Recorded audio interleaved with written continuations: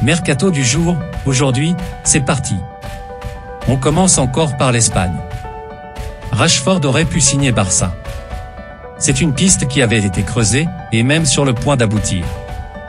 Selon les informations de Mundo Deportivo, Marcus Rashford aurait pu signer au FC Barcelone en 2019. Les deux parties étaient même très proches à l'époque, avant que le club catalan ne fonce finalement vers d'autres objectifs. Mais jeudi, c'est bien sous le maillot de Manchester United que l'international anglais s'est déplacé au Camp Nou. Notre avis, des regrets pour les Blaugrana, surtout au vu de la forme actuelle de l'attaquant de Man United. Avec qui Ndika est d'accord. L'info est signée du média allemand Sport 1. Formé à Auxerre et actuellement à l'Eintracht Francfort, Evan Ndika serait tombé d'accord avec le Barça selon cette source. Un accord verbal existerait entre les parties, même si le club catalan étudierait également d'autres pistes pour sa défense centrale. Le joueur français est en fin de contrat à l'Eintracht Francfort. Notre avis, le Barça a déjà posé une option sur Ndika pour prendre de l'avance sur la concurrence cet été. Ramos évoque son avenir. Interrogé par RMC, Sergio Ramos est revenu sur son avenir après la défaite du PSG face au Bayern Munich, 0-1, mardi soir. Je vis jour après jour. Je profite. La saison dernière a été difficile mais cette saison je me sens bien. C'est le plus important. Je suis à fond et je ne pense pas à mon futur. On verra bien ce qu'il se passe cet été, a confié le défenseur espagnol, dont le contrat expire en juin prochain. Notre avis, c'est à la fin du bal qu'ont paient les musiciens, paraît-il. Pour Ramos et d'autres, Paris attend probablement de voir comment évolue une saison mal embarquée. Ancelotti interrogé sur la rumeur Vlahovic. Présent en conférence de presse mardi, Carlo Ancelotti a été interrogé sur la possible arrivée de Dusan Vlahovic au Real Madrid l'été prochain. Nous avons besoin d'un attaquant ? MH, ça c'est vous qui le dites, a plaisanté l'entraîneur italien avec un journaliste. Nous avons un numéro 9 qui s'appelle Karim Benzema. C'est vrai qu'il n'est plus tout jeune, mais nous avons un attaquant pour la saison prochaine. Et nous avons d'autres joueurs. Mais ce n'est pas le moment de parler de la saison prochaine. Notre avis, malgré les dires de Carletto, il est possible de voir les Merengues recruter un attaquant lors du prochain estival. De Ligt et son adaptation au Bayern. Dans un entretien accordé à The Athletic, Matthijs de Ligt est revenu sur son transfert de la Juventus au Bayern l'été dernier. Je suis en train de progresser, je peux tout améliorer. C'est ce que je vise, chaque jour à l'entraînement, devenir le meilleur joueur possible. Mon rôle en ce moment est d'assurer l'équilibre. Si vous avez 11 joueurs qui attaquent, ce sera un désastre. Si vous avez 11 joueurs qui ne font que défendre, ce sera également un désastre. Vous devez avoir ce mélange, a confié le défenseur néerlandais dans des propos relayés par Foot Mercato. Notre avis, de Ligt a mis un peu de temps à s'adapter au Bayern, mais le défenseur reste l'un des plus solides en circulation. Xavi Simons parle de son avenir. Interrogé dans les colonnes de Marca ce jeudi, Xavi Simons est revenu sur la possibilité de revenir au PSG dans un avenir plus ou moins proche. Il y a une option de rachat pour le PSG, mais c'est moi qui décide. Au final, j'ai le dernier mot, j'ai signé 5 ans au PSV et je suis très content et je ne sais pas ce qui peut arriver dans le futur, a-t-il confié.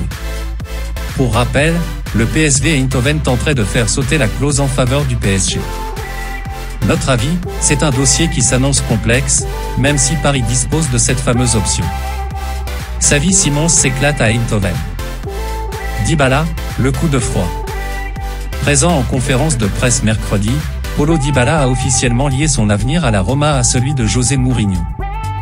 Je ne sais pas ce qu'il se passera en fin de saison, a prévu le champion du monde argentin. La clause dans mon contrat est quelque chose entre mes agents et le club. J'aimerais continuer à être entraîné par José Mourinho, l'un des meilleurs techniciens. Je veux gagner avec lui. Notre avis, au moins, c'est clair. Si Mourinho venait à quitter Rome, Dybala pourrait le suivre. Chelsea prêt à conserver Joao Félix. Selon la Cadena Ser, Chelsea songe à recruter définitivement Joao Félix l'été prochain. Arrivé sous la forme d'un prêt payant de 11 millions d'euros sans option d'achat, l'international portugais aurait déjà convaincu les dirigeants des Blues, prêts à proposer 80 millions d'euros à l'Atlético Madrid. Notre avis, les Colchoneros avaient dépensé 127 millions en 2019 pour recruter Félix. Ils voudront probablement en tirer plus, surtout qu'on parle de Chelsea. Et foncer sur Bellingham. Annoncé du côté du Real Madrid l'été prochain, Jude Bellingham serait également dans le viseur des Blues selon The Telegraph. Chelsea est prêt à foncer sur le milieu de terrain du Borussia Dortmund, prévient le très sérieux quotidien britannique. Notre avis, pas rassasié après avoir dépensé 310 millions cet hiver, Chelsea veut maintenant faire le coup Bellingham. Mais le joueur pourrait bien être attiré par Madrid. Milan veut garder Diaz. Buteur face à Tottenham, 1-0, mardi soir, Brahim Diaz a permis à l'AC Milan de prendre une option avant le 8e de finale retour de Ligue des Champions prévu à Londres le 8 mars. Prêté depuis 2 ans par le Real Madrid, l'international espagnol souhaiterait rester définitivement au sein du club lombard.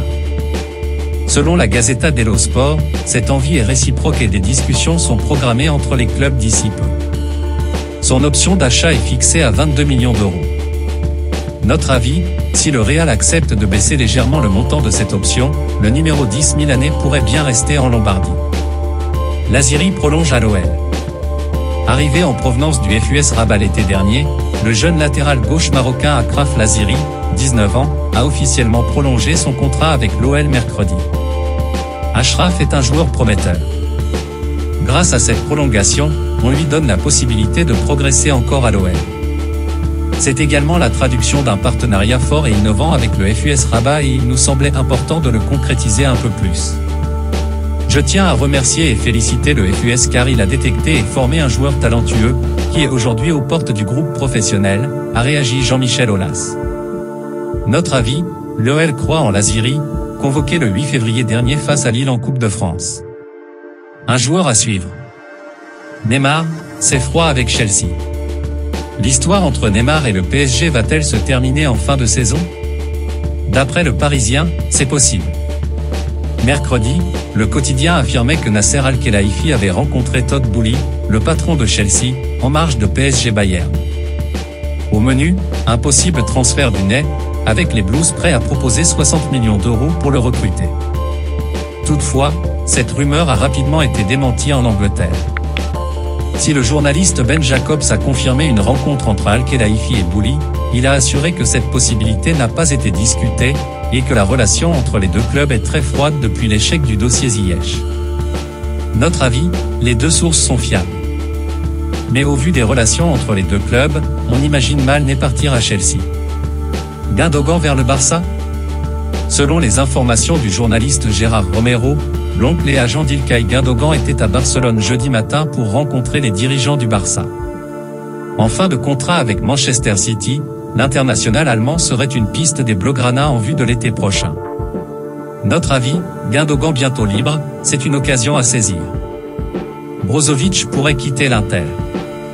En plus de Milan Skriniar, qui rejoindra le PSG, l'Inter Milan pourrait voir Marcelo Brozovic faire ses valises l'été prochain. Selon la Gazzetta dello Sport, le club lombard a décidé de mettre son milieu croate sur le mercato en raison de certains comportements, avant et après le mondial, qui n'ont pas plu aux dirigeants.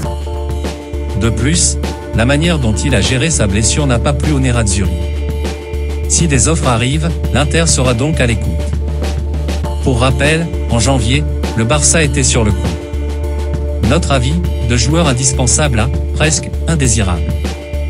Récemment prolongé, Brozovic, parfaitement remplacé par Calhanoglu durant sa convalescence, est sur le départ. Ancelotti se prononce sur l'avenir d'Asensio. Interrogé sur l'avenir de Marco Asensio, Carlo Ancelotti s'est montré clair. S'il va rester? Je ne sais pas, il peut rester, peut-être pas, ça n'a pas beaucoup d'importance pour moi car ce n'est pas le moment d'en parler. Nous avons des objectifs très importants cette saison. L'important, c'est qu'il y contribue, comme l'an dernier. Qu'il continue comme ça, et le club prendra la décision la plus appropriée, a confié l'entraîneur du Real Madrid. Notre avis, pour Asensio, l'avenir à Madrid semble bouché. De Ketelaere vers un départ de Milan? En crise de confiance, Charles de Ketelaere a bien du mal à se faire une place à l'AC Milan. Recruté pour 35 millions d'euros l'été dernier, l'international belge s'est perdu au fil du temps et de la saison, ratant à peu près tout le possible. Si son talent est évident aux yeux de tous, La Gazzetta dello Sport affirme ce vendredi que son avenir en Lombardie est incertain. Notre avis, Maldini l'a affirmé à maintes reprises, il faut du temps à CDK et Milan va l'attendre. Un départ au bout d'une seule saison semble très improbable. Voilà, c'est pour tout aujourd'hui, j'espère que la vidéo vous a plu, n'hésitez pas à la liker, partager et surtout vous abonner pour ne pas rater mes prochaines vidéos. Merci.